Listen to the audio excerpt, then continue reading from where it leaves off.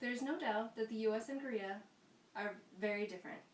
There have been misunderstandings and other communication errors frequently in the distant and recent past.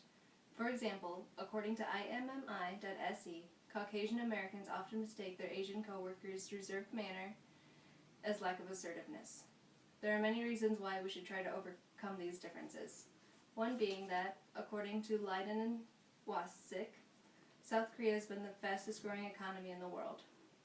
It is an important economic partner to the United States. Unfortunately, however, according to Nolan and Park, South Korea sees its trade with the U.S. as slipping, especially when we're compared to China. This could be due to our inability to communicate with the knowledge that we are from very different backgrounds and should not expect everyone to act as we do. We also need to understand that other cultures might be taken aback by our way of communicating. Korea is one of those cultures. We do not want to lose communication with Korea and must work to better understand each other's ways of life. Major differences can be overcome by simply understanding that they exist. One of these big differences we face is the variation in context between us. We also face different, usually lower levels of communication on average than Koreans do. Our self-construals also depend on the cultures we are raised in, and that can cause communication differences. Americans touch more in most studies and show more emotion in all studies than Koreans do. This could make us uncomfortable to be around if we don't know their boundaries. Lastly, our immediacy and the amount of verbal aggression we use is different. We may find the ways some behave as rude and aggressive, even though it's just part of their way of culture. The first point I would like to address deals with high and low context. America is a low context society. We are direct and explicit. A lot of background information is needed because we use such little context. Korea, explicit communication is shunned in Korea, hence why we're so difficult to communicate with. According to Hall and Irwin, low context is used in individualistic societies. According to Ting, Toomey, and Gao, Americans also have a higher degree of self-face than Koreans do. In this context, face is described as images of people or groups that society evaluates on its con. Korea, on the other hand, is high context. This means they are more ambiguous and less explicit. High context culture usually has a widespread network of friends, family, and organizations. They are usually collectivist cultures. Much of the message is implied rather than said. According to Lim and Cheo's research, Koreans use this format of communication possibly to hide some meaning. Communication plays a big role in this. Communication emphasizes harmony and equality, which Koreans tend to value. By not taking a side and being ambiguous, Koreans can save face for others rather than themselves. By not taking a side, people don't have to stand out, according to Lim and Cheo. Ting, Toomey, and Gao say that Koreans focus much more on saving face for others than Americans do. The second point I would like to move to is self-construals. This is defined as how an individual sees the relationship of themselves to others or at a distance from others, defined by Singles and Sharkey. This can also be defined as self-understanding. According to IMMI.se, there are two types of self-construals. The first being independent. This is defined as a unique entity that emphasizes a person's own internal thoughts and feelings. This is more common in individualistic cultures. The second type is interdependent. This is defined as an entity that is closely entwined with others and responsive and dependent on the thoughts, feelings, and actions of others. Self-constructs are shaped by culture.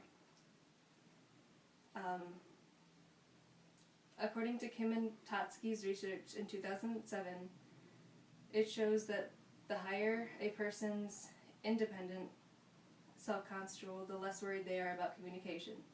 On the other hand, the higher the interdependent, the more worried they are about communication. That leads me to my third point about communication anxiety. Koreans, on average, have a much higher communication anxiety level than Americans do.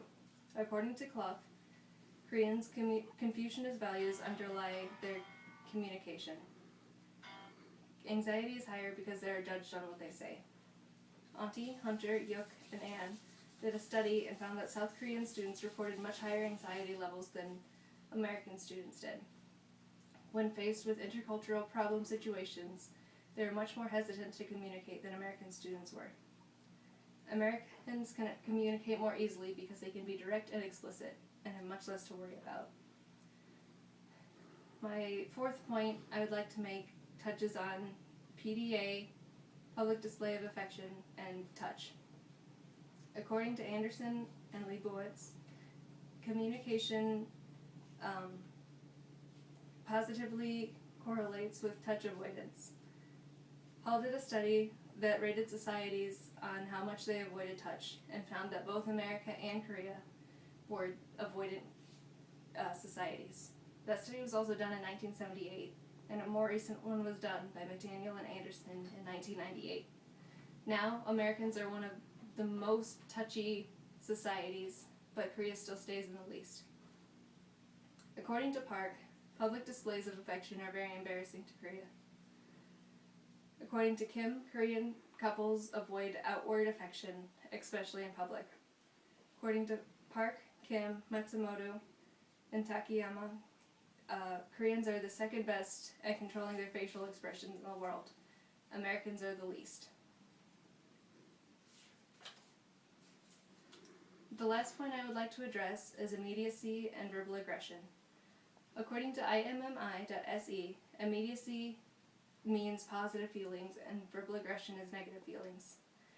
According to Fujiwara and Koyama, Asians allow direct verbal aggression more than Westerners do.